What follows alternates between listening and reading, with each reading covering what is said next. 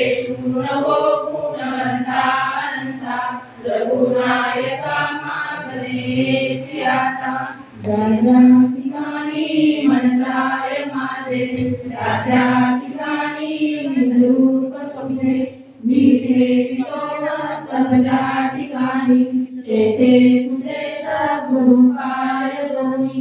गोमन देतो